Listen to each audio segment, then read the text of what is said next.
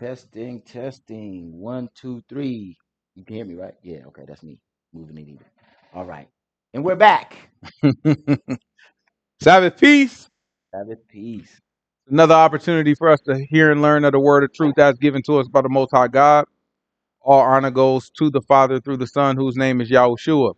In him lies the only hope for salvation. We know that it is obtained by grace through faith, not of works, lest anyone should boast. It given freely as a gift to all who obey him. We understand that if you do not obey him, it is made manifest or made obvious that you do not believe. In this state, you should expect no good thing from the Most High. However, anything that you do get, whether it be a gift of tongues, a gift of prophecy, or any supernatural experience that you may have, it can and it will be used against you in the day of judgment. With that said, peace to the saints that are in the room, to the saints that couldn't make it, to the saints watching on the camera, to the saints in the chat, to the saints scattered around the world that we don't know about. But no peace to the wicked. The only thing we say to them is repent that they might live.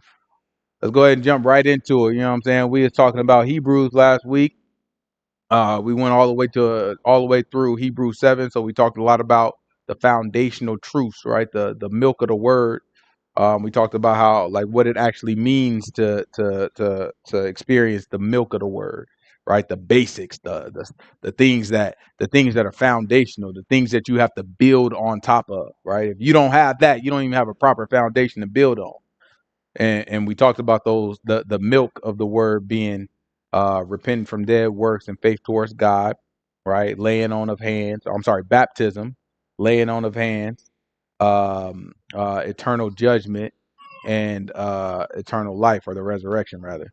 And based off of those five pillars, right, we're able to kind of move on. Once you understand those five pillars, that is, you're able to move on into more deep topics. And that's exactly what Paul or what the writer of Hebrews did. He moved on. He started to talk about Melchizedek. So remember the point that he was making is how Melchizedek, he was actually a priest, and how the scripture tells us after the Levites were in place that there would be a priest after the order of Melchizedek, which is him making the case that that priest is Yahushua, and how that Yahushua precedes the earthly priest that we've seen in Aaron and his son, right, and the Levites who served the priest. So now we're about to jump into chapter 8. This is Hebrews chapter 8. We not on 8? Yeah. Well, I just didn't know we got so far in Hebrew. This is Hebrews chapter 8, verse 1. Hebrews chapter 8, verse 1. Now, of the things which we have spoken, this is the sum. We have such a high priest who is set on the right hand of the throne of the majesty in the heavens, a minister of the sanctuary and of the true tabernacle which Yahuwah pitched and not man. Mm-hmm. For every high priest is ordained to offer gifts and sacrifices. Right. Wherefore, So understand the comparison that he's making, right? Remember, his whole point that he's been making first is he's exalting Yahushua above everything that Hebrews honor, right? So remember, in chapter 1, he started off telling us about how Yahushua was above the prophets, right? All the prophets was talking about Yahushua. Then he started talking about the angels. Then he went into, I think, Moses, right? And now he's talking about the priesthood. And so here he's saying, listen, Yahushua Yah put up a tabernacle, but it's not a tabernacle that was built with hands. He put it up. So he's comparing it to the one who put up the other tabernacle. Oh, we got grab Exodus. What is it? Exodus. Yeah, let me see. Exodus chapter 40, verse 21. This Exodus chapter 40, verse 21. Watch what the book say.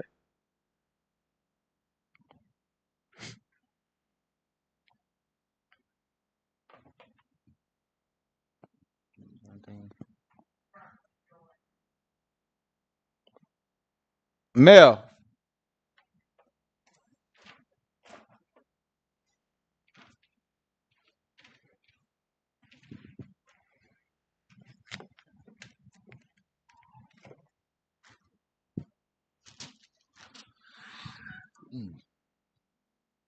excuse me, y'all. And he brought the ark into the tabernacle and set up the veil of the covering and covered the ark of the testimony as Yahuwah commanded Moses. Mm-hmm. And he put the table in the tent of the congregation upon the side of the tabernacle northward without the veil. And he set the bread in order upon it before Yahuwah, as Yahuwah had commanded Moses. And he put the candlestick in the tent of the congregation over against the table on the side of the tabernacle southward. And he lighted the lamps before Yahuwah, as Yahuwah commanded Moses. And he put the golden altar in the tent before the veil. And he burnt sweet incense thereon, as Yahuwah commanded Moses. And he set up the hanging at the door of the tabernacle, and he put the altar of burnt offering by the door of the tabernacle of the tent of the congregation, and offered upon it the burnt offering and the meat offering, as Yahuwah commanded Moses. And he set the laver between the tent of the congregation, the altar, and put the water to wash withal. And Moses and Aaron and his sons washed their hands and their feet thereat, when they went into the tent of the congregation, and when they came near unto the altar, they washed, as Yahuwah commanded Moses. And he reared up the court. He reared up the court round about the tabernacle and the altar, and set up the hanging of the court gate. So Moses finished the work.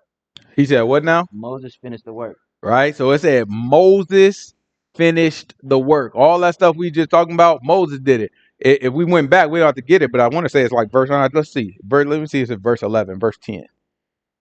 I want to say one of these is going to tell you Moses reared it up.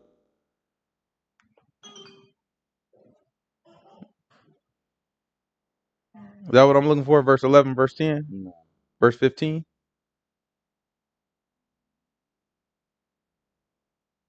Should be somewhere around there. It's 18. 18. It's verse 18. This is Exodus chapter 40, verse 18. Watch what the book says. And Moses reared up the tabernacle, and fastened his sockets, and set up the boards thereof, and put it in the bars thereof, and reared up his pillars. Right? So Moses set it up and he finished it. Right? He is the beginning and the end. Right? He testifies of Yahushua. But Moses did it. Now the writer of Hebrews is telling us what Yah is doing is much better, because he didn't need a man to do it. The person that he set up, Yahushua, is the tabernacle, right? So Yahushua was created by God. He didn't, no man touched it, like no man had anything to do with setting Yahushua up or finishing Yahushua. Right? The Most High God put his spirit into Mary, which caused Yahushua to be born. And then the Most High God also resurrected Yahushua and put him at his right hand. So at no point did any man have to do anything with his life. Right? And that's what the writer of Hebrews is saying. Therefore, the tabernacle that comes through Yahushua is much better than the tabernacle that Moses had. So everything that he's doing is exalting Yahushua above the things that we hold most dear. Right? The things that we hold most sacred, he's exalting Yahushua above it. Keep going. Watch this. This is Hebrews chapter 8, verse what? This is Hebrews chapter 8, verse 3. We're going to see how the writer of Hebrews keep exalting Yahushua above everything. For every high priest is ordained to offer gifts and sacrifices, wherefore it is of necessity that this man have somewhat also to offer. For if he were on earth, he should not be a priest, seeing that there are priests that offer gifts according to the law, who serve unto the example and shadow of heavenly things, as Moses was admonished of God when he was about to make the tabernacle. For see, saith he, that thou makest all things according to the pattern showed to thee in the mount. But now hath he obtained a more excellent ministry, by how much also he is the mediator of a better covenant, which was established upon better promises. For if that first covenant had been faultless, then should no place have been sought for the second. For finding fault with them, he saith, Behold, the day finding fault with who? With them. Watch this again. He said, go back about 2 verses. I want y'all to pay attention to what he said, because a Christian and a Hebrew Israelite will mess up this same verse in different directions. Right? So I want y'all to pay very close attention to what he's saying. Watch this. But now hath he obtained a more excellent ministry, by how much also he is the mediator of a better covenant. He's a mediator of a better covenant, right? So now let me tell you what the Hebrew Israelites teach. They say it's not a new covenant, it's a renewed covenant is what they say, right? Same covenant, it's just renewed. But we see the writer of Hebrews who's writing the Hebrews, he's not writing the Hebrew Israelites, because they wouldn't understand a darn thing if he was writing to them. He's writing to Hebrews, right? And when he writes to the Hebrews, he says he's made a servant of a better covenant, right? And well, actually, we don't even need to because the writer of Hebrews gonna go to it anyway. Keep going. which was established upon better promises. He said, a better covenant, which is established upon better promises. This is a different covenant, right? But then watch what he said. Watch how he looks at why the covenant was needed. Watch this. For if that first covenant had been faultless, then should no place have been sought for the second. In other words, he's saying if there was no problem with the first covenant, then there would be no need for a second covenant, right? If the first covenant did the job, then why would we need a better covenant, a newer covenant, something that comes after it? He said clearly the first covenant didn't do the job that it was needing, right? So now here's where we mess up. Here's where the Christians is going to say, see, the covenant was bad, right? They going to blame the covenant and they going to say that's why the law is done away with and God did away with it because the covenant was bad. But that's not what he said. Watch what he say next. For finding fault with them, saith, behold, the days come, says Yahuwah, when I will make a new covenant with the house of Israel and with the house of Judah. Right? So he said finding fault with the covenant? With them. No. Finding fault with the law? No. He said finding fault with them. The fault that he had was with us, with the Hebrews, right? With the nation of people who claimed that they served the Most High God, but in deed and in action, they rebelled against him, right? Therefore, grab, I know I'm not going to get this one right. This is, this is Hosea. It's either 6 or 8, and I'm feeling like it got to be 8. I was going to say 3. 3? Oh, let's do Hosea 3. No, it's not. It's not? Nah, that's probably when he's still explaining his living situation. Let's do Hosea. Let's do Hosea 8. And I like 21 today. Let's do Hosea 8:21. Let's see what we get. Hosea chapter 8, verse 21. Let's see what we end up with. The thing about the word is all good. It's all good, every bit of it. Huh? Ain't no 21 in Hosea. In Hosea 8? Yeah. What's the last one? 14 and 8. What? How many is in 6? Like 11. Ooh, I feel like neither one of them is what I'm looking for. So let's see. You said 14. Let's see what 7 has to say. I don't think either one of these is what I'm looking for.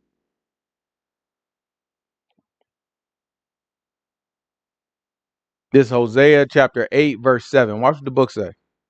They have sown the wind, and they shall reap the whirlwind. Uh-huh. It has no stalk. The bud shall yield no meal. If so be it yield, the stranger shall swallow it up. Mm-hmm. Israel is swallowed up. Now shall they be among the Gentiles as a vessel wherein is no pleasure. Uh-huh. For they are gone up to Assyria, a wild donkey alone by himself. Ephraim hath hired lovers.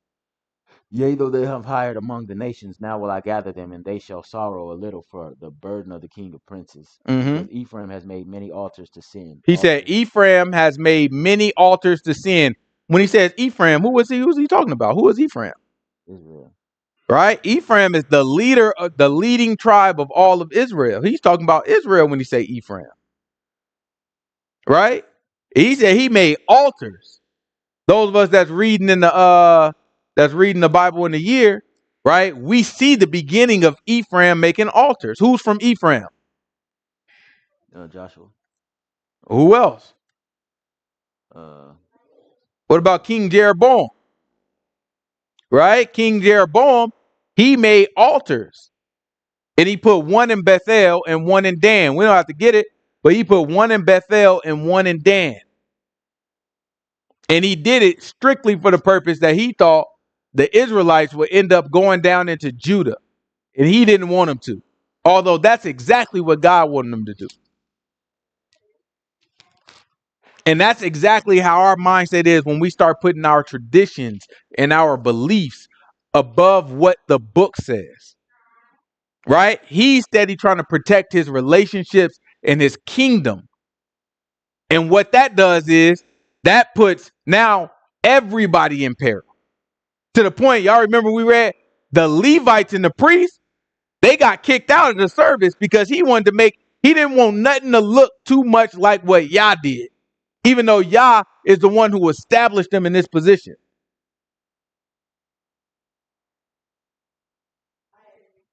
We got to be willing to lose what God gave us, right? Otherwise, what will happen is it will be tempted just like with him. He got so nervous just at the thought, right? At the thought that I got this kingdom now, and these people might start going over there. So he start building conditions to make it just like what Yah have, instead of just saying, you go and what's for me going to be, you know what I'm saying? It's going to work out. I believe, God, that it's going to work out. Right? But that's not how it played out. So Jeroboam started to make altars. This is what the what Hosea is talking about. Watch this. You want Hosea 14? No, that's not what I want. I think this is what I want right here. Yeah, Hosea chapter 8. What verse we leave off? It might not be what I want, but this is good. Where we going right now? In 8? Yeah, I thought we was in 8. We started at verse 7, right? 7? Oh yeah.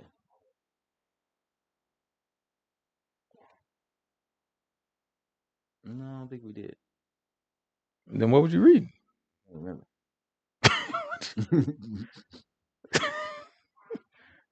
Let me see if the chat knows what we read. Goodness gracious, boy. You was supposed to be reading chapter 8. I was, but then I started veering off because I wanted to get something. Well, then grab chapter 8, verse 7. Let's see what it say there. Who has sworn by the excellency of Jacob, surely I will never forget any of their works. Uh-huh. Shall not the land tremble for this, and everyone mourn that dwells therein? And it shall rise up holy as a flood, and it shall cast out and drown as by the flood of Egypt. And it shall come to pass in that day, says Yahuwah, that I will cause the sun to go down at noon, and I will darken the earth in the clear day. Mm-hmm. And I will turn your feast in the morning, and all your songs in the lamentation, and I will bring up sackcloth upon all loins, and baldness upon every head. Mm-hmm. And I will make it as the morning of an only son, and the end thereof as a better day.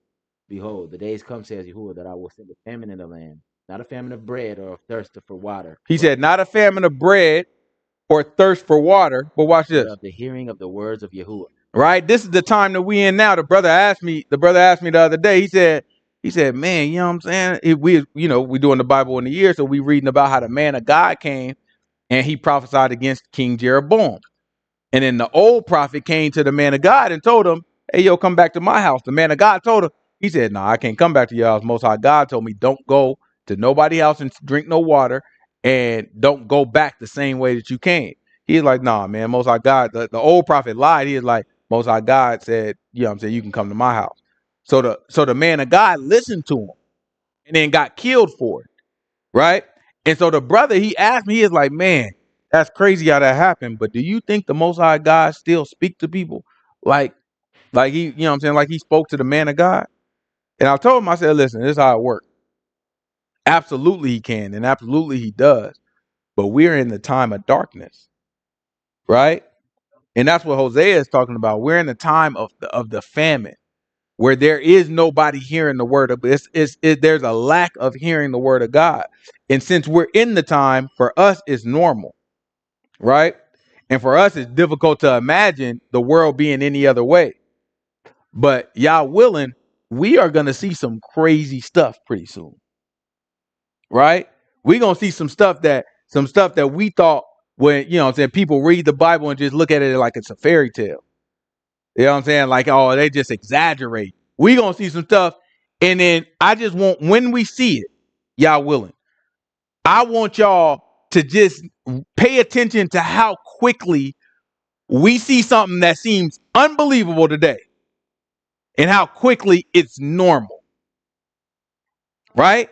That's how things work, right? Things start off and it's like, I could never see myself doing such and such and such and such. You take somebody who's been poor all their life and then watch them get a whole bunch of money. And just watch how quick they act like they never been poor. because your new conditions become so normal. It's things that you dreamed about, things that you never would happen, whether it's good or bad. And then once you get it, it becomes normal. And guess what? You get money and now you're looking for more. Right? It's time. Look, I spend my time today complaining about money, but I'm telling you, there are times I was on my hands and knees saying what I have today. I couldn't even imagine asking for what I have today. And now when I'm looking at it, it's like, oh man, I got it. You know what I'm saying? I gotta figure this out. I'm talking to my wife, like, look, man, we gotta figure that. We gotta find a way to get another stream of income. You know what I'm saying? And it's like, it's because our mindset normalizes what we have. And then we start to look for what we don't have.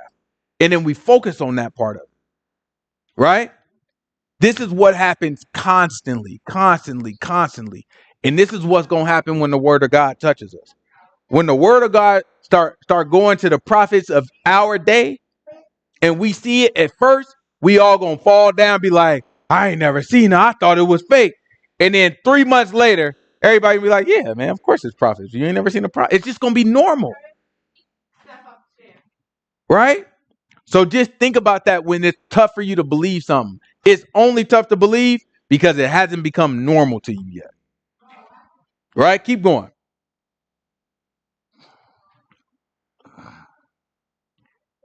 And shall not find it. That day shall the fair virgins and young men faint for thirst. They that swear by the sin of Samaria and say, Thy God, O Dan, liveth, and the manner of Beersheba liveth, even they shall fall and never rise up again. That's it. Yeah.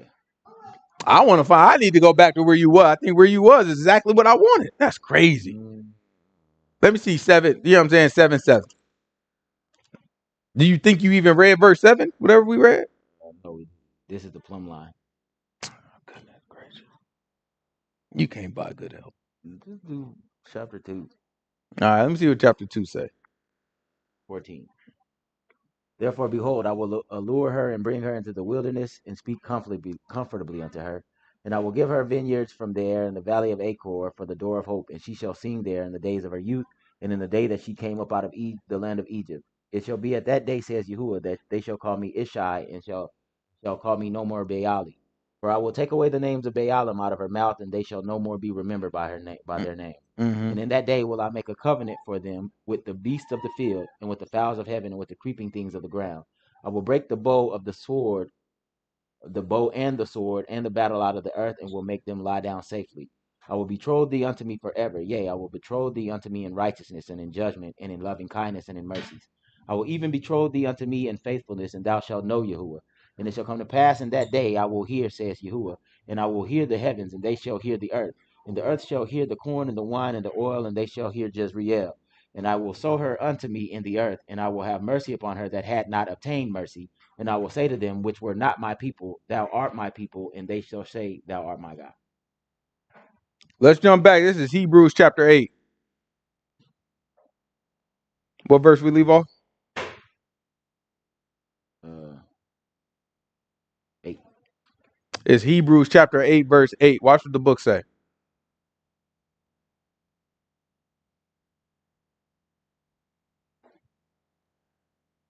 For finding fault with them, he said, Behold, the days come, says Yahuwah, well, I will make a new covenant with the house of Israel, with the house of Judah, and with the house of Judah.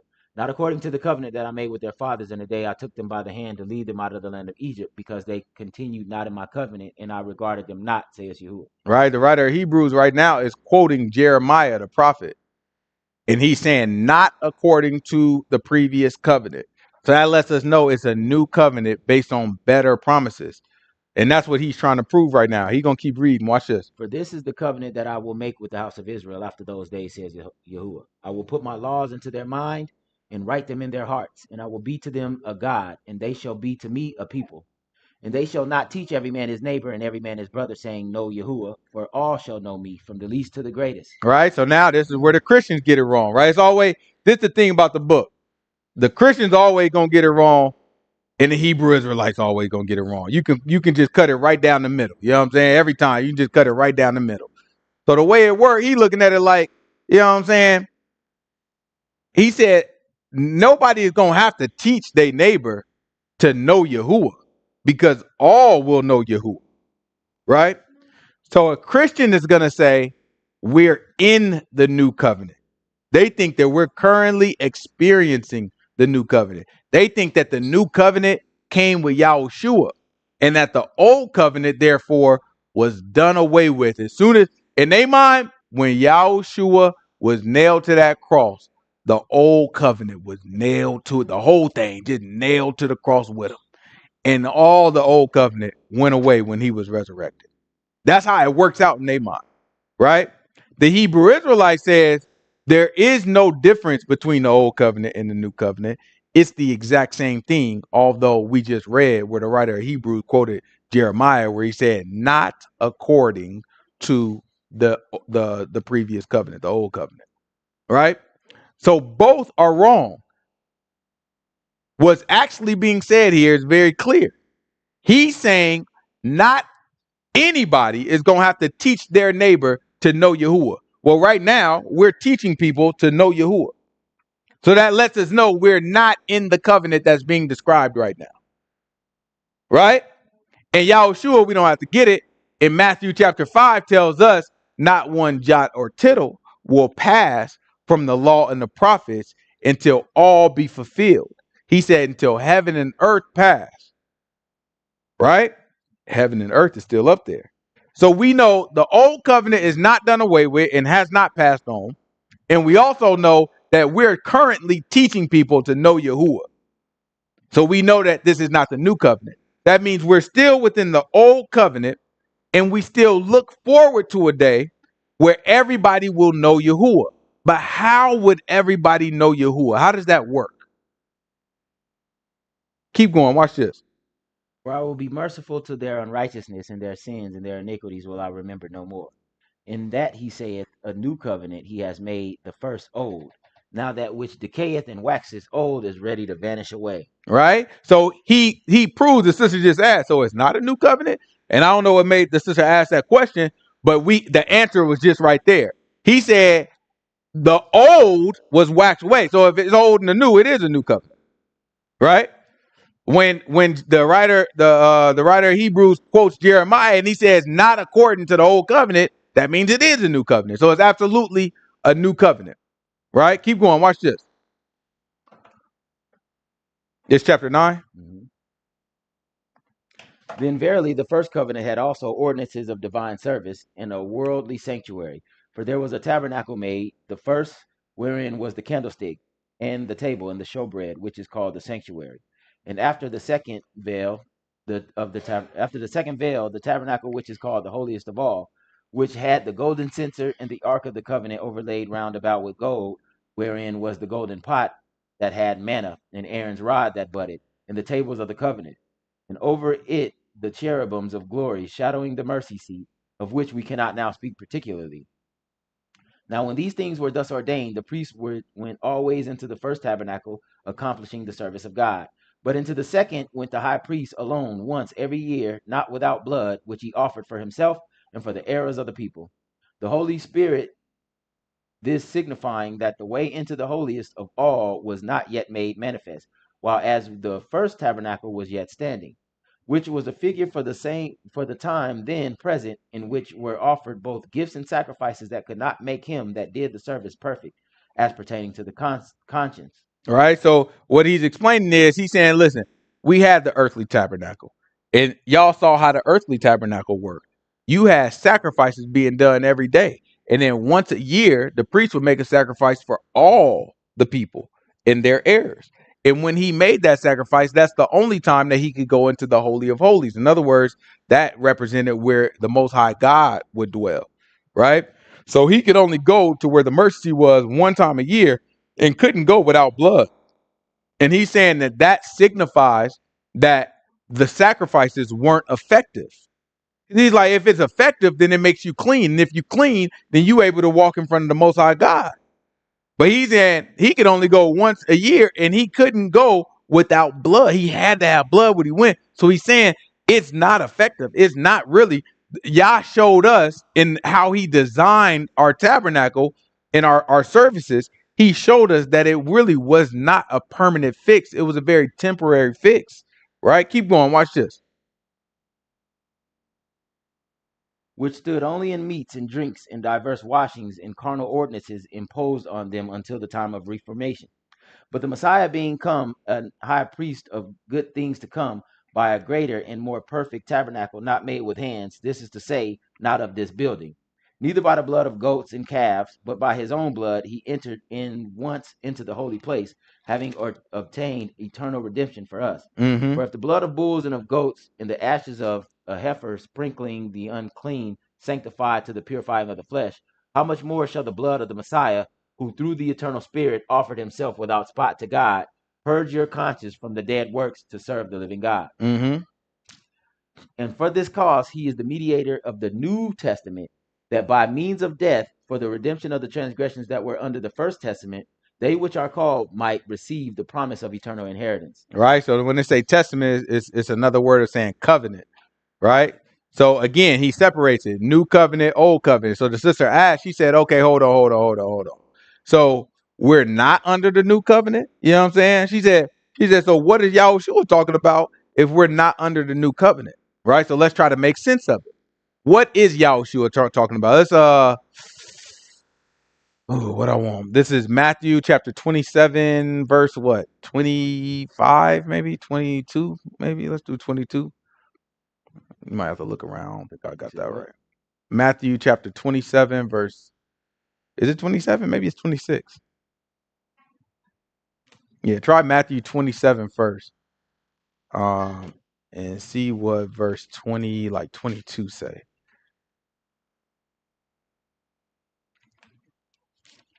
If it's not 27, then it's 26. No, it got to be 27. Pilate saith unto them, what shall I do with Yahushua, which is called the Messiah? Check 26.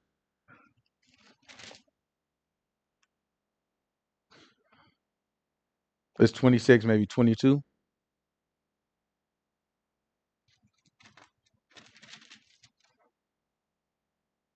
And they were exceedingly sorrowful, and began every one of them to say to him, Lord, is it I? And he answered, he that dipped his hand with me in the dish, The same will betray me. Is it before or that or after? When he says, I go to the Father? No, when he eat the Passover with him. It's after. After, okay, keep going then. The Son of Man goes as it is written of him, but woe unto that man to whom the Son of Man is betrayed. It had been good for that man if he had not been born. Mm-hmm. Then Judas, which betrayed him, answered and said, Master, is it I? And he said unto him, Thou hast said.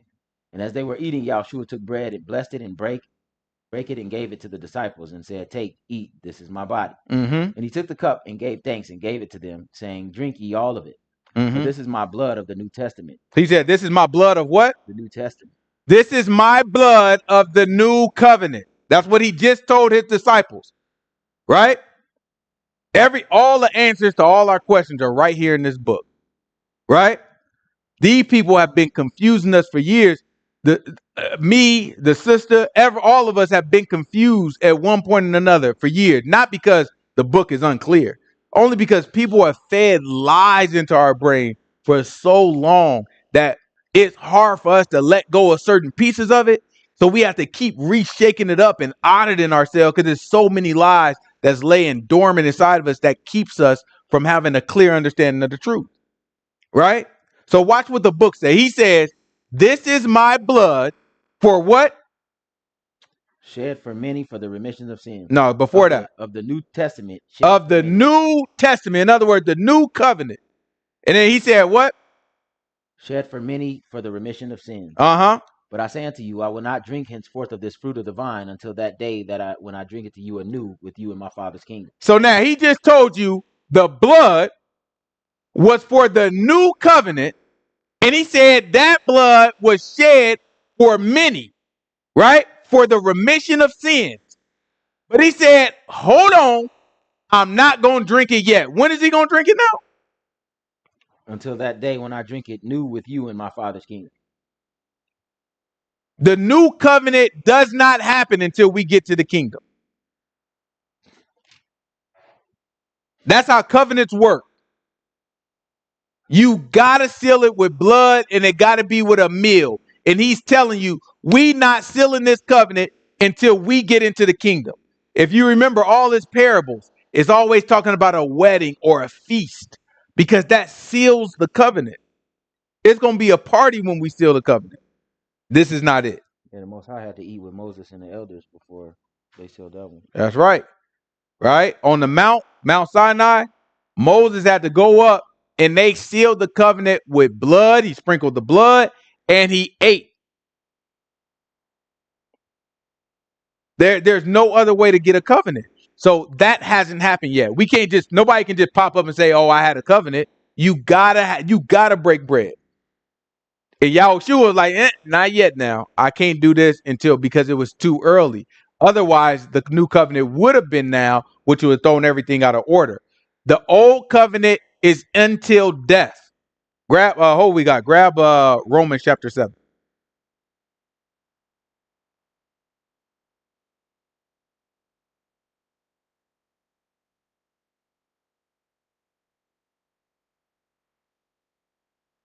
Ain't no shame in that, sister. Sister, it's hard to unlearn these lies.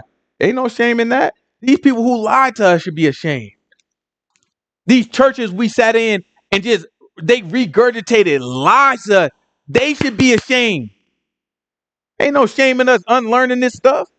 Ain't no shame in it taking a long time. If we feel shame, they should be double shame.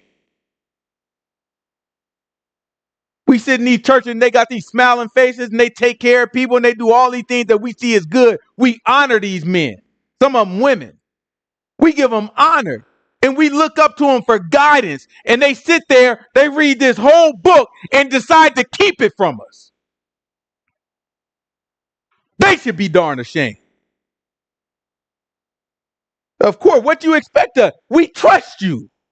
We trust you to teach us the truth. Of course, I'm out to unlearn all the mess you didn't taught me.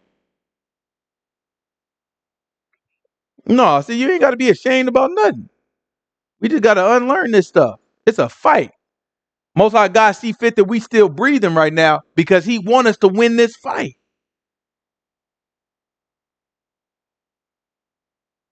All this stuff is a test. All this stuff is the Most High God trying to show us where we are with him. Sometimes we get to walking and thinking we good, thinking everything all right, thinking we made it. Most High God like, not quite. You still don't understand this. You still doing this. You still break because of this. We got to stand straight up and down. That's all he's looking for. He's scanning the earth constantly looking. Who going to stand straight up and down for me? Who ain't going to wiggle? Who ain't going to complain? Who just going to do it? This is Romans chapter 7. Go ahead and start me off at verse 1 because I don't know what I'm looking for. Actually, yeah, I'm looking for verse 1. This is Romans chapter 7, verse 1. Know ye not, brethren, to them that know the law, how that the law has dominion over a man as long as he lives. As long as what? As long as he lives. So understand, the old covenant, which is the law, has dominion over you as long as you live. Once you stop living, you done what? Death. What does the law say should happen to every single sinner? Death. So the law is going to win with you. There's no getting around it. The Most High God, the law didn't come from the devil. The Most High God put the law. You think the Most High God go back on his word? No. He said, if you sin, you are cursed. That means you gotta die. Everybody gotta die. He's not going back on that. However, Yahushua said, I'm not going to drink this with you until I'm in the kingdom anew. So what did Yahushua work out? Yahushua looking at it like, okay, you got to figure this out. The law said everybody got to die. I can't do nothing with that because that's the law. That's right. He said, but maybe if I die, even though I kept the law and never sinned, maybe that'll give me authority to give all these people who obey me a second life. So we ask the question, if the new covenant hasn't happened yet, what are we under? The answer, we are under the law until we die, because that's what Paul just told us. Right? Read it one more time. Know ye not, brethren, for I speak to them that know the law, how the law has dominion over a man as long as he lives. Right? As long as you live, the law has dominion over you. Nothing has changed that. We are still under the law. When they talk about dominion, that just means that you're under the law. It has dominion over you, right? Now, then we're all going to die. So here's the deal that Yahushua made with us. Yahushua said, listen, if you spend the rest of your life, if you turn from sin and spend the rest of your life in particular sins that he's talking about, we can read about those particular sins in Mark chapter 7, right? In Galatians chapter 5, in Ephesians chapter 5, in 1 Corinthians chapter 6, and Revelation chapter 22, right? That's where you read about the particular sins. Yahushua said, if you turn away from those sins that I told you defile you, or that I told you will not get into the kingdom, by doing that, I will resurrect you, right? So then, by his blood that he shed, he will then cover you with the blood in the resurrection. And now we have entry into the kingdom. And then that is the new covenant. That's when we'll sit down and we'll eat and we'll seal the new covenant. So what Yahushua is teaching is faith. He's teaching hope, right? And if you don't, hope is not hope if you have it.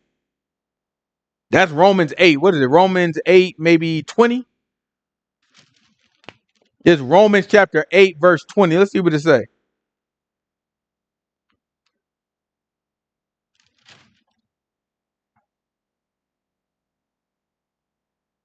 You have to die first. That's the law. Then you have to be resurrected. That's the new covenant. First you die. That's the old covenant. Then you're resurrected. That's the new covenant. So if you're still living, what are you under? The old covenant. Simple. It's simple. What makes it complicated is the lies. We've been taught lies. Other than that, this is very simple. Right? The law has dominion over you until you die. You're still living. So now what? You're under the law. Once you die, if you die in the faith of Yahushua, then you're faithful. And faith is the substance. We ain't got to that yet, right? But when you faithful, you don't have it. You're hoping for it. You're looking forward to something. You can't have the new covenant and at the same time say you got faith in the new covenant. The two don't work. You either have it or you have faith in it. We have to be saved by faith. So anybody who say they already in the new covenant, just by that, they invalidated their faith. Only because they don't believe the book. This is Romans chapter 8. What I want, 20? For the creature was made subject to vanity. What verse is that? 20. This is Romans chapter 8, verse 20. Watch the book say. Not willingly, but by reason of him who has subjected the same in hope. Mm-hmm. Because the creature itself also shall be delivered from the bondage of corruption into the glorious liberty of the children of God. Uh-huh. For we know that the whole creation groans and travails in pain together. Unto and why are they groaning and travailing in pain? He said all of creation is in here groaning and travailing. In other words, we uncomfortable, right? We killing ourselves just to understand what happens next. Right? Keep going. Watch this. And not only they, but ourselves also, which have the first fruits of the Spirit, even we ourselves groan within ourselves, waiting for the adoption, to wit, the redemption of our body. For we are saved by hope. We are saved by what? Hope. So now, what is hope, Paul? For we are saved by hope, but hope that is seen is not hope. If I can see it, if I have it, then it's not hope. So let me ask you something. If Paul say we are saved by hope, right? But when you have hope, you can't actually see or have what you're hoping for, right? It's not hope if you have it. And then you have people saying, yeah, you have all these Christians that teach us a lot. We're in the new covenant right now. They've now invalidated their hope. And how are we saved? By hope. So if you have an invalid hope, then guess what? You have an invalid salvation. You're not saved. You won't be saved. The only way that we end up saved is by our hope. And what are we hoping in? We're hoping in the new covenant. We're hoping that we can sit with Yahushua and drink his blood anew in the kingdom, just like he promised the disciples. And as long as we live it, The law has dominion. Once we die, Yahushua can resurrect us. That's why he has to do the resurrection.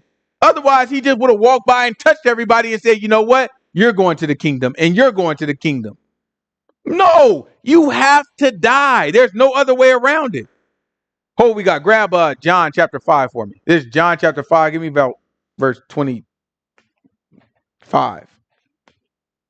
This is John chapter 5, verse 25. You have to die. And the reason that you have to die is because guess what? The law has dominion on you until you stop living. As long as you living, the law got it. It ain't done away with. How it's going to be done away with and your butt still living? Verily, verily, I say unto you, the hour is coming, and now is, when the dead shall hear the voice of the Son of God, and they that shall hear him shall live. He said the living going to hear the voice of the Son of God. The dead shall hear the voice of the Son of God, and they that hear shall live. Watch this. For as the Father has life in himself, so has he given the Son to have life in himself, Mm-hmm. and has given him authority to execute judgment also, because he is the Son of Man. Mm-hmm. Marvel not at this, for the hour is coming in the which all that are in the grave shall hear his voice. Everybody in the grave. Only the righteous people in the grave. All that are in the grave shall hear his voice. Everybody in the grave is going to hear his voice. Watch this. And shall come forth, they that have done good, Get your butt up. Watch this. unto the resurrection of life, and they that have done evil unto the resurrection of damnation. You are all going to be called. And you know why? Because the man owned everybody after he died for your butt. Everybody owned. And guess what? You get your butt up and you go to the resurrection of life. That's the new covenant. And everybody else go to the resurrection of damnation. That is the new covenant. That is the new deal. That is the new agreement that we have. And that is what we hope for. If you have that hope, you are saved. You will be saved. Right? If you believe walking around here like these silly darn Christians that been lied to just like we were lied to, guess what? If you believe that, then you're invalidating the possibility of your salvation. And you think it's not a big deal. You think it's just semantics. That's your butt thinking that. You know what semantics is? Somebody look semantics. Tasha, look up semantics for me. The word semantics. I just want to see what it means. Nah, we don't know. Is it Sem or Sam? No, it's Sim. Hurry up. She gonna look up what semantics mean. You know what I'm saying? Because sometimes that's what people tell you. They be like, it's just semantics. It ain't that big of a deal. Everybody, when it comes to the Most High God and Christians, ain't nothing a bit. It ain't just Christians, though. I ain't gonna pick on Christians and Hebrew Israelites. Ain't nothing a big deal. Everything just not a big deal to these people. Look what it means. This is what semantics mean. Watch this.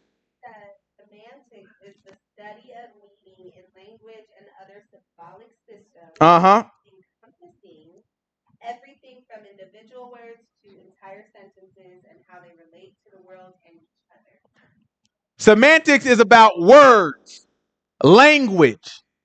What is the Most High God communicating to us with? The Word of God. So when you say and you dismiss the Word of God as it's just semantics, it's just the study of words and meanings and how it relates to the world, right? Now you've invalidated the word of the Most High God. It's not semantics. The man put it there for you to believe it.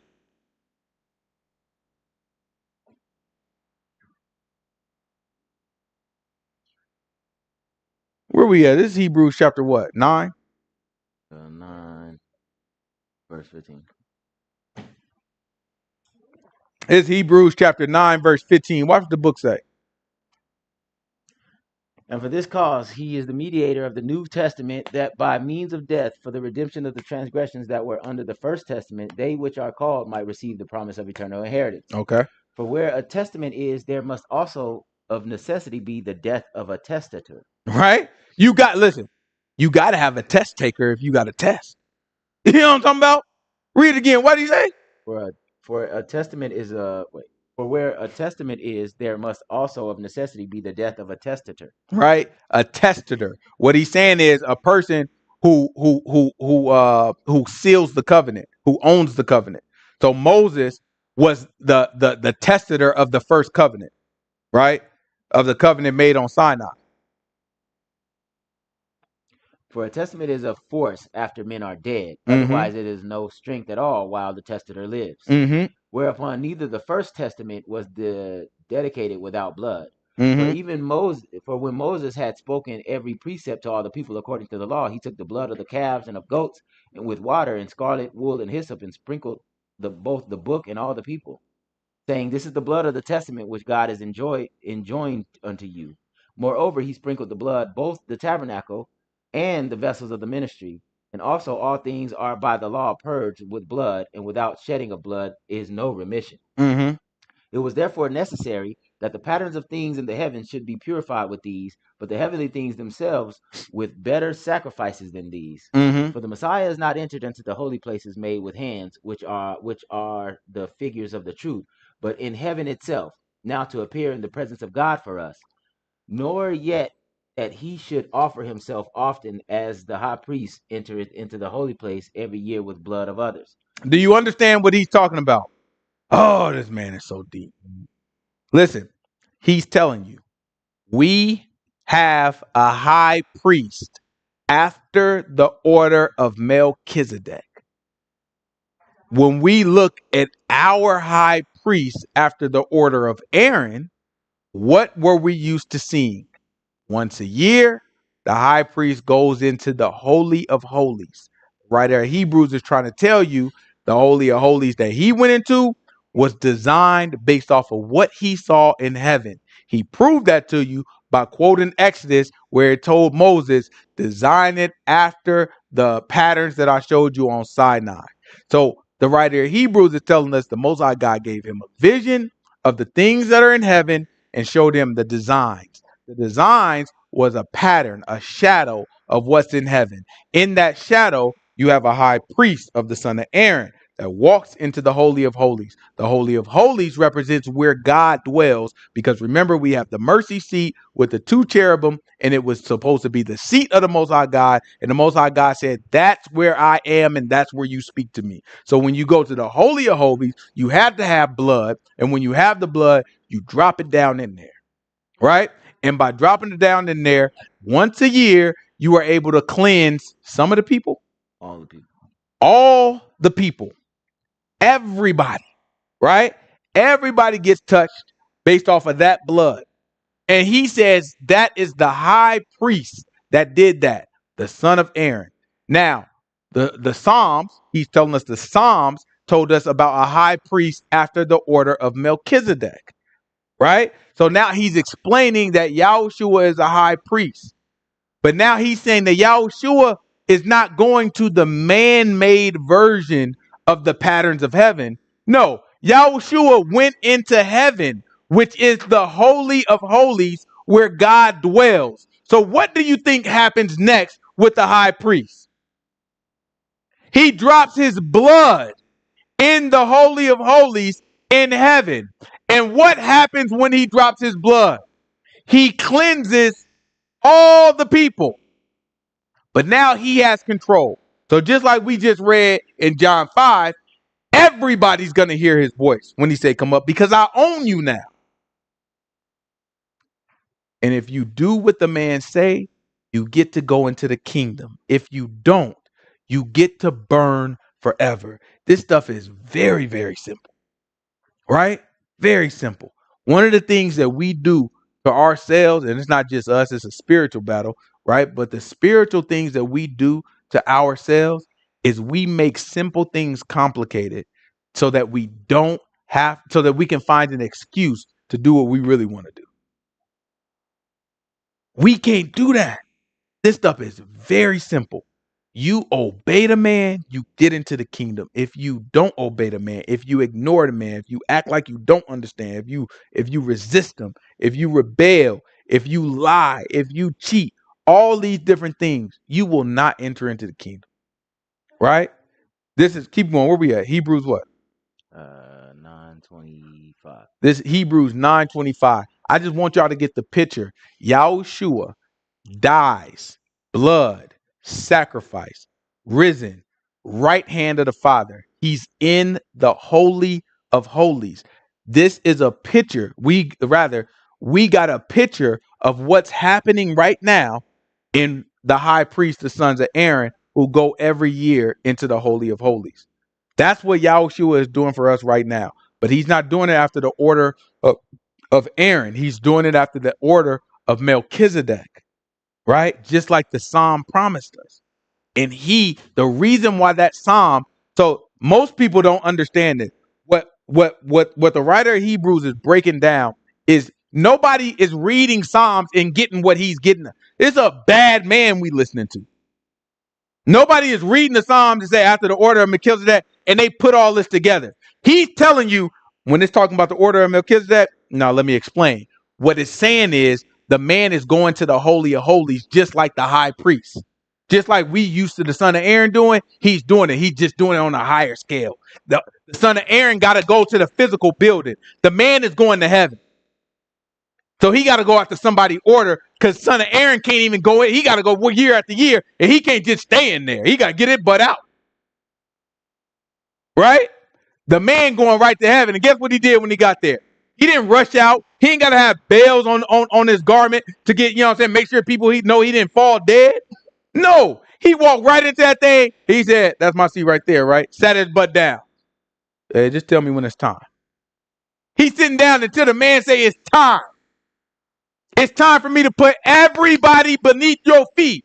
So now, Paul, or the writer of Hebrews, is exalting him above everybody, above the prophet, above the angels, above Moses, above Aaron, above everybody. He got to be exalted higher because guess what the Most High God is going to do? He's going to put everybody beneath his feet. Everybody got to bow to the man. You might want to get used to it. Keep going. Watch this. The bad man. We take this stuff from granted. This man, nobody is reading Psalms and getting this out of it. If he didn't explain this to us, nobody is going to read the Psalm after the order and get this out of it. That's crazy. It's a man of God that's preaching. Man of God that wrote this stuff and us through this book. And we got, by the grace of God, we get to read it. We'd all be lost. People run their mouth against the book. That's crazy to me. Keep going.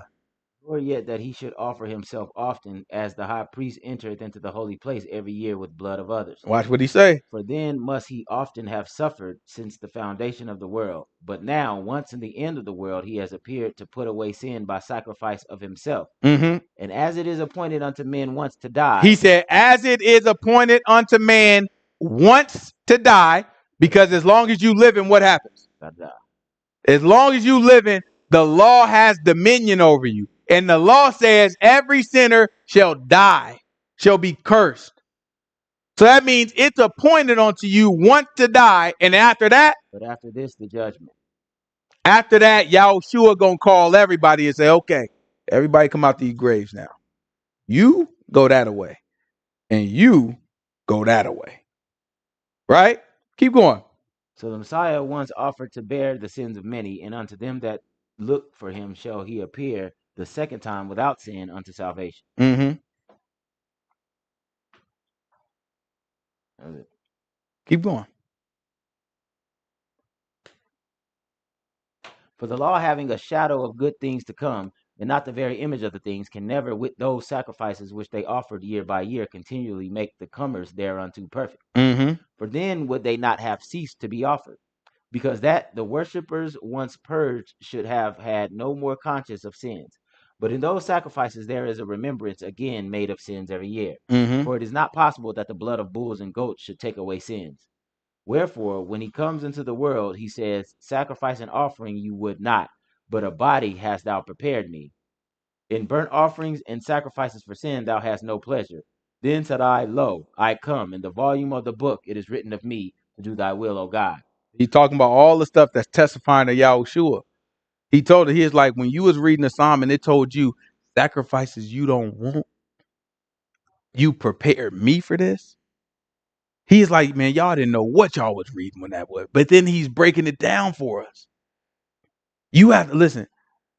There's no way the stuff that he's understanding, there's no way you get it unless the Most High God is moving through you. You just don't. Nobody is reading that and coming. It's like, for me, that stuff is like, that's just amazing to me. Like, how you read it and you pull all that out of it. You can't do it unless the Most High God reveal it to you.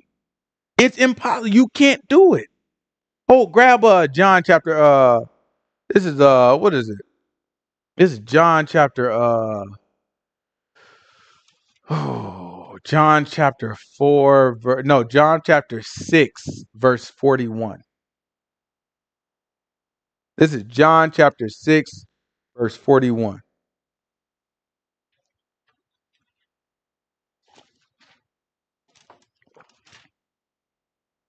Watch this. This is John chapter 6 verse 41. Watch what the book say. Jews then murmured at him because he said, I am the bread which came down from heaven. Mm-hmm. But they said, is not this Yahushua, the son of Joseph, whose father and mother we know? Mm-hmm. How is it then that he says, I come down from heaven? Mm-hmm. And Yahushua answered and said unto them, murmur not among yourselves. No man can come to me except the Father which has sent me draw him, and I will raise him up at the last day. It is written in the prophets, and they shall all be taught of God. And they shall all be taught of Yah. So he said, nobody comes to me unless the Father first draw him. And I will raise them up on the last day. This is what we're looking for. Yahushua is telling, like, you don't get this unless Yah brings you in. Unless Yah draws you into this. He starts this thing and he gives it to you. And that's what happened to the writer of Hebrews. The writer of Hebrews, he has an understanding of the scripture, but the Most High God unlocked it where he can just explain these things very simply to us. Right? This is Hebrews chapter 10. And it's a shame that we've been fed so many lies that he's breaking it down and unraveling to it. And now you got so many Christians and Hebrew Israelites that make a mess of, even though he lay it out for us, they make a mess of it still. And it's just like, what else do you want? You want the man to come down here and just start tap dancing for you? Like, what else do you want from him? Keep going. Above, when he said, sacrifice and offering and burnt offerings and offerings for sin you wouldest not, neither hast thou pleasure therein, which are offered by the law. Then he said, lo, I come to do thy will, O God. He takes away the first, that he may establish the second. Mm-hmm. By the which we are sanctified through the offering of the body of the Messiah once for all. And every priest stands daily ministering and offering oftentimes the same sacrifices which can never take away sins. But this man, after he had offered one sacrifice for sins forever, sat down on the right hand of God, from henceforth expecting till his enemies be made his footstool. Mm-hmm. For by one offering has he perfected forever them that are sanctified, whereof the Holy Spirit also is a witness to us. For after that he had said before, this is the covenant that I will make with them after those days, says Yahuwah. I will put my laws in their hearts. He said, I will do what now? Put my laws into their hearts. Yep. And in their minds will I write them. And their sins and iniquities I will remember no more. What is the law about? Right? If we thought about the law, if we thought about almost after every couple times he give us a commandment, what does he say to us? What is the law really about? Do it. Remember. Let's see if we could just jump somewhere and figure out what the law was about. This is Leviticus chapter 18. Give me verse 1. Let's just see what it says. This is Leviticus chapter 18, verse 1. I want us to truly understand what the law is about. Because if we understand these things, this whole book makes sense. Right? I know a lot of these Hebrew Israelites try to act like they know the law. I'm telling you, these boys don't know anything about the law. They don't know it. They don't understand it. They don't know what it's about. They don't know what it's talking about. All they know is feast day. You know what I'm saying? Dietary law. Fringes. You know what I'm saying? But these boys don't know nothing about this law. If they did, it would make sense to them and they would serve Yahushua in pureness of heart. It's Leviticus chapter 18. Go ahead and start me off at verse 1. Spake unto Moses, saying, Speak unto the children of Israel, and say unto them, I am Yahuwah your God. After the doings of the land of Egypt, He said, I'm who? Yahuwah your God. Notice how he starts. First, I'm Yahuwah your God. Watch this. After the doings of the land of Egypt, wherein ye dwell, shall ye not do. And after the doings of the land of Canaan, where I bring you, you shall not do. Neither shall you walk in their ordinances. You shall do my judgments and keep my ordinances to walk therein. Whose judgments? My judgments and keep my ordinances to walk therein. So he said, listen, I am Yahuwah your God, and I want you to do my judgments and my ordinances and walk in them. Watch this. You shall therefore keep my statutes and my judgments, which if a man do, he shall live in them. I am Yahuwah. I am what? I am Yahuwah. So he started off saying, I am Yahuwah. He said, I want you to do my judgments and my ordinances and my statutes. And then he says, I am Yahuwah. What is the law really about? Doing what he said. All right, let's see. Let's see if we try to figure it out. This is Deuteronomy chapter, what I want. It don't matter. We can pick it. It's going to do the same thing everywhere. It's Deuteronomy, let's say, chapter 4. Give me verse 1. Deuteronomy chapter 4, verse 1. Let's just see if we can figure out. Y'all in the chat, we're going to keep reading until we figure out exactly what the law is really about. Y'all drop the answers in there if y'all think y'all got it. Man started off, he says, I am Yahuwah. Do my statutes, my laws, my ordinances. Oh yeah, and just in case you forgot, I am Yahuwah. He started off with I am Yahuwah, and he finished, I am Yahuwah, right? This is chapter 4, verse 1. Watch this. Therefore hearken, O Israel, unto the statutes and unto the judgments which I teach you, for to do them ye may live, and go in and possess the land which Yahuwah your God, the God of your fathers, gives you. You shall not add unto the word which I command you, neither shall you diminish aught from it, that ye may keep the commandments of Yahuwah your God which I command you. Your eyes have seen what Yahuwah did because of Baal Peor. For all the men that follow Baal Peor, Yahuwah your God has destroyed them from among you. But ye did cleave unto Yahuwah your God, and are alive, every one of you, this day. Behold, I have taught you statutes and judgments, even as Yahuwah my God commanded me that you should do so in the land where you go to possess it. Mm-hmm. Keep therefore and do them, for this is your wisdom and your understanding in the sight of the nations, which shall hear of these statutes and say, Surely this great nation is wise and an understanding people. For what nation is there so great, and has God so near unto them, as Yahuwah our God is in all things that we call upon him for? And what nation is there so great that has statutes and judgments so righteous as all this law which I set before you this day? Only take heed to thyself and keep thy soul diligently, lest thou forget the things which thine eyes have seen, and lest thou depart from thy heart all the days of thy life. Mm-hmm. But teach them to thy sons and thy sons' sons. Teach them to thy sons and thy sons, son. Watch this. Especially the day that you stood before Yahuwah and Yahuwah your God in Horeb, when Yahuwah said unto me, Gather the people together, and I will make them hear my words, that they may learn to fear me all the days that they shall live upon the earth, and that they may teach their children. And ye came near and stood under the mountain, and the mountain burned with fire in the midst of heaven, with darkness, clouds, and thick darkness. And Yahuwah spake unto you out of the midst of the fire. You heard the voice of the words, but saw no similitude. You only heard a voice. And he declared unto you his covenant, which he commanded you to perform, even 10 commandments, and he wrote them upon 2 tables of stone. And Yahuwah commanded me at that time to teach you statutes and judgments, that you might do them in the land where you go to possess it.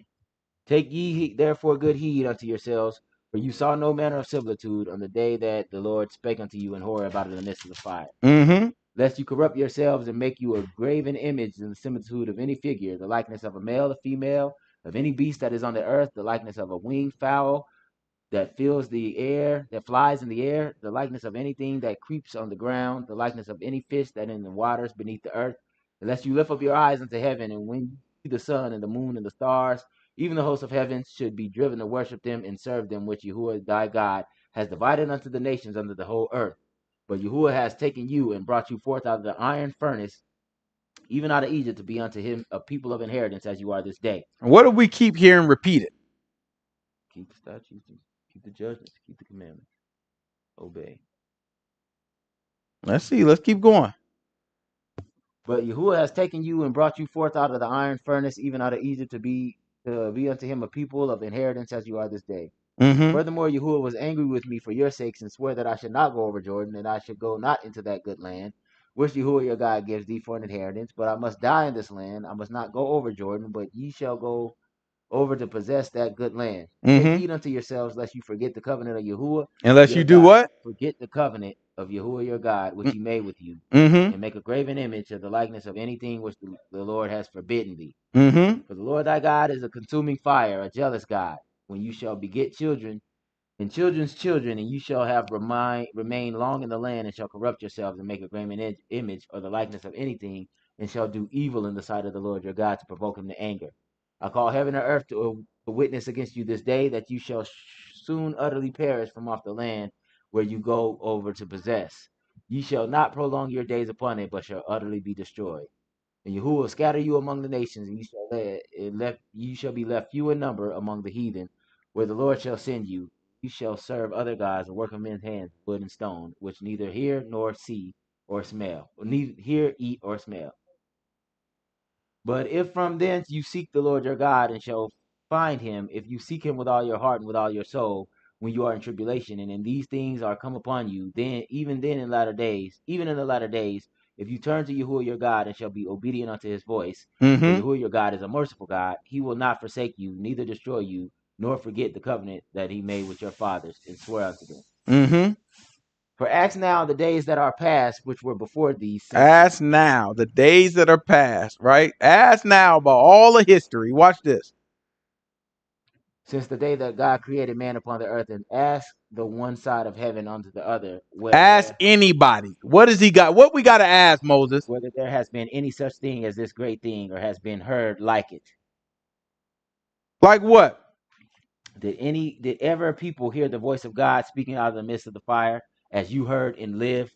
Or has God essayed to go and take him a nation from the midst of another nation by temptations and signs and wonders, by war and by a mighty hand and by a stretched out arm and by great terrors, according to all that Yahuwah your God did for you in Egypt before your eyes? Mm-hmm. Unto thee it was showed, that you might know that Yahuwah, he is God. There is none else besides him. That you might what? Know that Yahuwah is God, and there is none else besides him. So what do you think the law is about?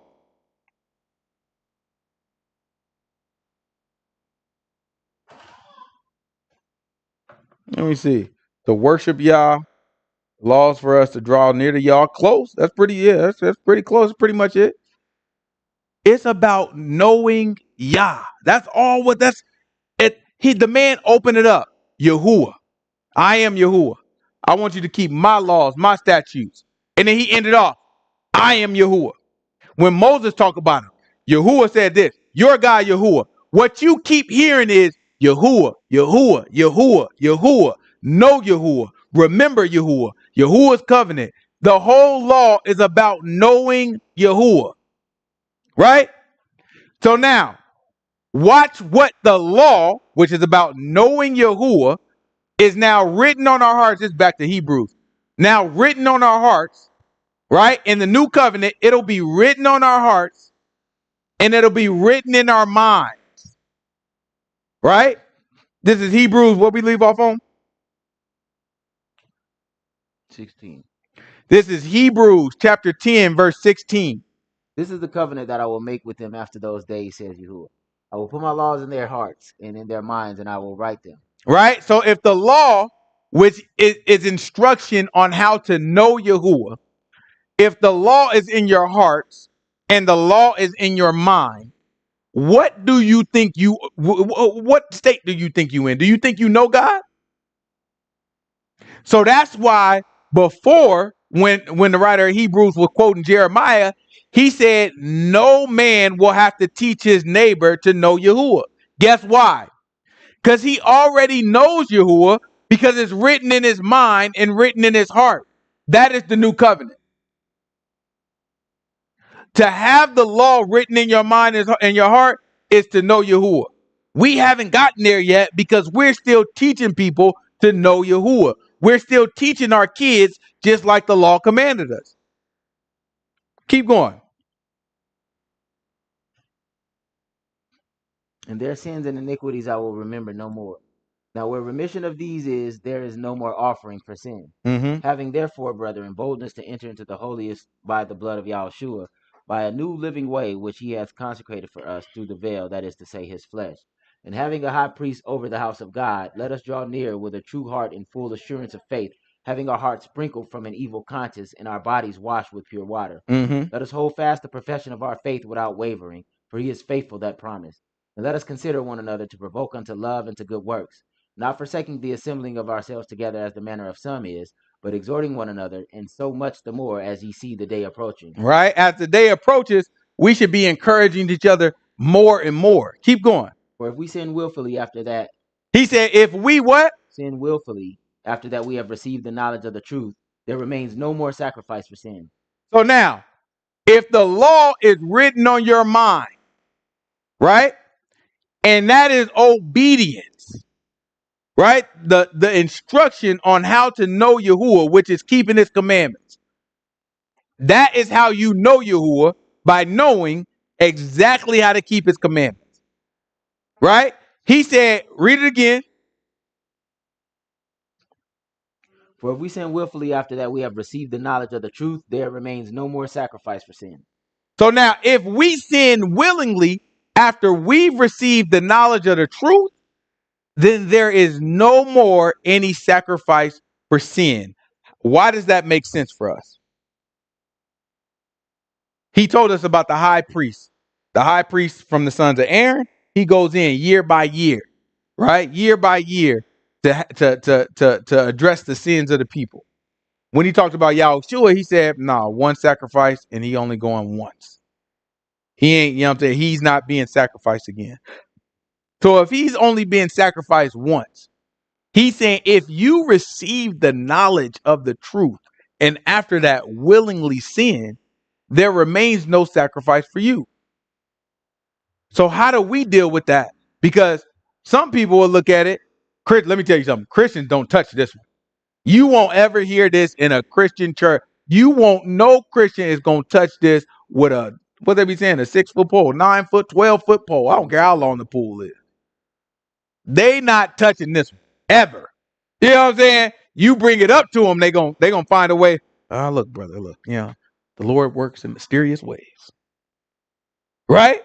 They're not gonna touch it because they don't know what it means. In the Christian mind, they looking like, well, God is a forgiving God, and I mean, it's impossible to stop sinning. So maybe I'm not willingly sinning. That's what they're gonna try. I'm not willingly sinning. I'm sinning on accident. No, if you know you sinning, that's a willful sin. There's no way around that. So now we have to understand what this means. Grab Leviticus for me. Leviticus 26.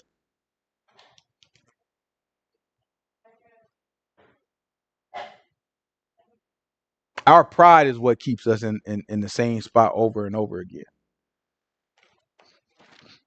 When you know God, what does that mean?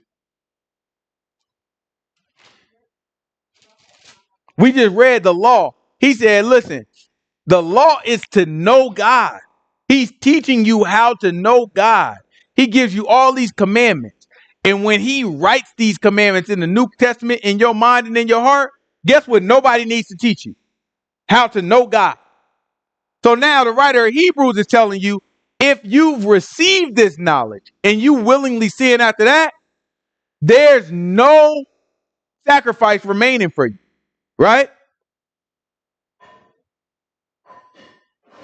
Let's see. Keep going. This is Leviticus chapter 26. I don't know what verse I want. This is what, verse 39, maybe?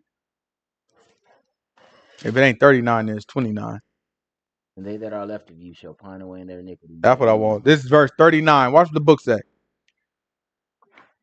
It's Leviticus chapter 26, verse 39. He's talking about all the curses that's going to come upon us if we don't obey his law.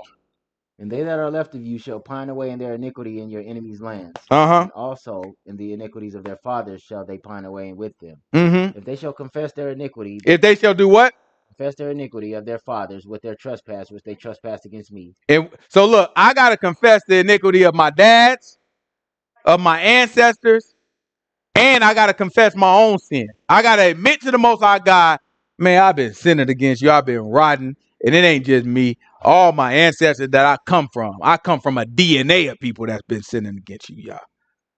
He said, I got to confess mine and theirs. And then what got to happen?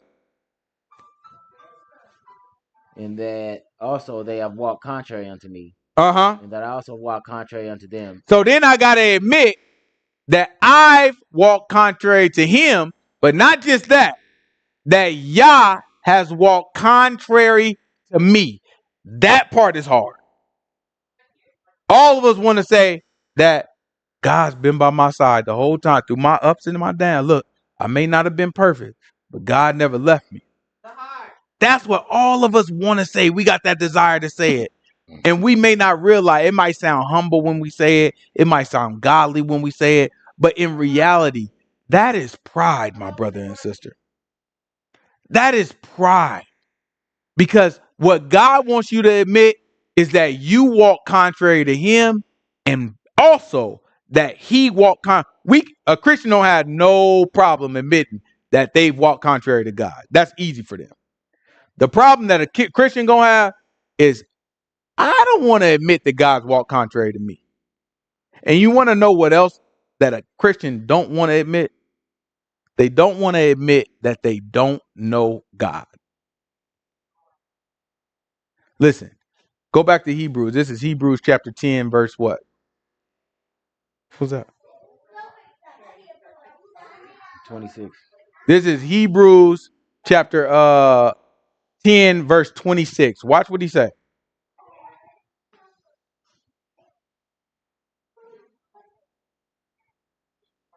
For if we sin willfully after we have received the knowledge of the truth, there remains no more sacrifice for sins, but a certain fearful looking of judgment and fiery indignation which shall devour the adversary. So now, if you receive the knowledge, right? Just like we read, he said he writes the laws on your heart and on your mind, and the law is knowing God. If you receive the knowledge, then you would obey Yah.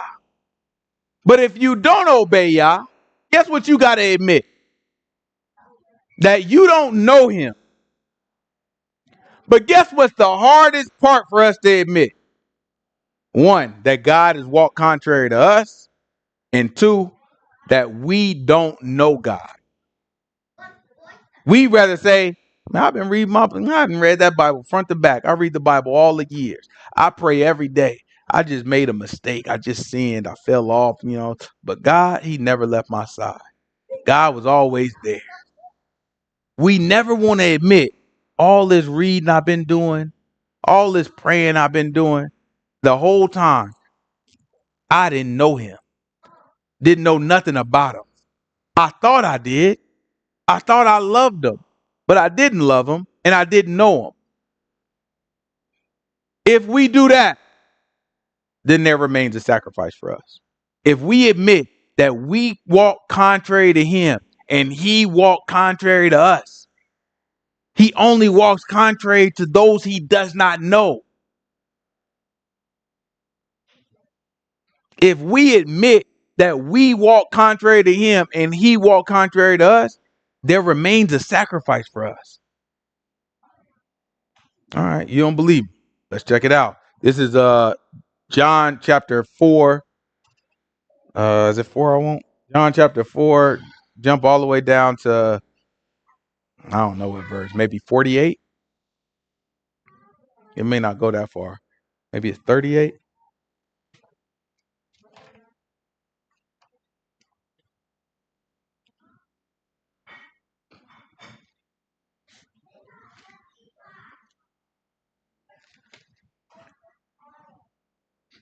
It's John chapter 4. What verse I want? Maybe 48? And Yahshua said unto him, except you see signs and wonders. That's 48? Yeah. What's the last verse? 54. All right. Let's stay at 48. It's John chapter 4, verse 48. Watch the book say. Yahshua said unto him, except you see signs and wonders, you shall not believe. Uh-huh. The nobleman said unto him, Sir, come down, my child, or else my child die. Yahshua said unto him, Go thy way, thy son lives. The man believed the word that Yahushua spoke unto him, and he went his way. And as he was now going down, his servants met him and told him, saying, Thy son lives. Then inquired he of That's them. chapter 4? Yeah.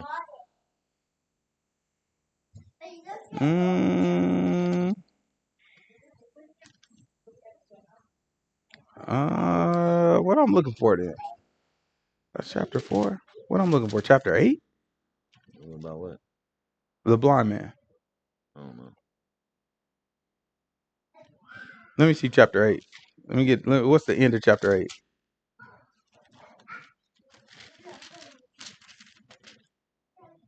Oh yeah, because chapter 4 is the woman. Where's the blind man? Is he chapter 8? What's the last verse of chapter 8? 59. What did it say though? Verily I say unto you, before Abraham was, I am. That ain't it either. What's the last of chapter 6? It ain't chapter 6 though.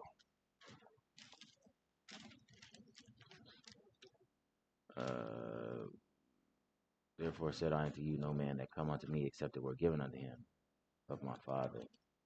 Oh wait, have I not chosen the 12, and one of you is the devil? No. Chapter 8. It is 8. Oh, it's 9. She said 9. Appreciate you, sis. This is John chapter 9. Give me verse. What's the last verse? 41. 41. This is John chapter 9, verse 38. Watch this. And he said, Lord, I believe, and he worshipped him. And Yahushua said, for judgment I come into this world, that they which see not might see, and that they which see might be made blind. Watch this. And some of the Pharisees which were with him heard these words and said unto him, Are we blind also? Are we blind also? Watch what Yahushua said. Yahushua said unto them, if you were blind, you should have no sin. He said, if you were blind, you would have no sin. But watch this. But since you say you see, your sin remains. Since y'all say y'all know God, then there remains no sacrifice for your sin. Because y'all constantly sin and you want to say that you know God. But if you admit that you walk contrary to him and he walked contrary to you and that you never knew him, you thought you did, but you were a liar. And now you done. Then your sin will be forgiven. It's the same thing that he telling the Pharisees here. If you were blind, you would have no sin. But since you say you see, since you just think you got it all together, since you just got it figured out, guess what? Your sin remains. This is what the writer of Hebrews is telling you. There remains no, read it again. This is Hebrews chapter 10, verse 26. Watch the book say. He said, there remains no more sacrifice. So if we sin willfully after that we have received the knowledge of the truth, there remains no more sacrifice for sin. Keep going. But a certain fearful looking for of judgment, fiery indignation, which shall devour the adversaries. He that despised Moses' law died without mercy under 2 or 3 witnesses. Of how much sorer punishment suppose ye shall be thought worthy, who has trodden under foot the Son of God, and has counted the blood of the covenant wherewith he was sanctified an unholy thing, and has done despite unto the Spirit of grace. For we know him that he saith, vengeance belongs unto me, I will recompense, says Yahuwah. And again, Yahuwah shall judge his people. It is a fearful thing to fall into the hands of the living God. But call to remembrance the former days, in which after ye were illuminated, ye endured a great fight of afflictions, partly whilst ye yet made a gazing stock, both by reproaches and afflictions, and partly whilst ye became companions of them that were so used. For if you had compassion on me in my bonds, and took joyfully the spoiling of your goods, knowing in yourselves that ye have in heaven a better and enduring substance. Right. So you see how he said, in my bonds? Right. This is part of the reason why I believe that this is Paul who wrote the writer of Hebrews. Because he said, in my bonds, and all of Paul's letter, he talked about how he's in jail. He talking about his bonds. Keep going. Cast not away therefore your confidence, which has great recompense of reward. For ye have need of patience, that after ye have done the will of God, ye might receive the promise. For yet a little while, and he that shall come will come, and will not tarry. Now the just shall live by faith. But if any man draw back, my soul shall have no pleasure in him. But we are not of them who draw back unto perdition, but of them who believe of the saving of the soul. All right. So next week we'll finish out Hebrews. We'll start in chapter 11 and we'll finish out the rest of it. But I want y'all to understand just how complete and how precise Paul is writing this, right? And I want you to understand that he lays it all out so that we can very clearly see the work of the Most High God. But to understand it, we have to know the scripture, which means we have to keep reading, we have to keep learning, we have to keep teaching, we have to keep going and going until this stuff clicks, until it becomes a part of us. Because what else do we have to do? What else matters in life, right? Other than knowing God. And you know that you know God when you stop sinning. When you sin, that means that you don't have the commandments in there. It's not a part of you. Therefore, it has to be repeated to you. And as long as you still have to be taught, then you don't know God. As long as you still need to be taught because you're still sinning, then you don't know God. And if you can admit that and admit you've been walking contrary to him and he's been walking contrary to you, then you have no sin when you repent. But if your pride won't allow you to, if your pride tells you, well, no, I knew God all these years. I always known God. God's always been walking by my side. He don't walk contrary to me, but you still are in sin. Man, since you say you see, your sin remains. Any questions? You ought to be ashamed of yourself. You ought to be ashamed of yourself. What you burping for? My water making you burp. What kind of water is that? That's crazy. Let me see. Is this a question? This is what I was looking for when I asked for the scripture that we have to say that we lied and we didn't know. Yeah. Okay. Yeah. This was profound. Great. Okay. I appreciate you. I appreciate the sisters. It don't look like we got no questions. Let's go ahead and pray out. I'll see y'all tomorrow on the Sabbath study. Y'all willing? I mean, on the fellowship call. Y'all willing? I love y'all. Let's pray out.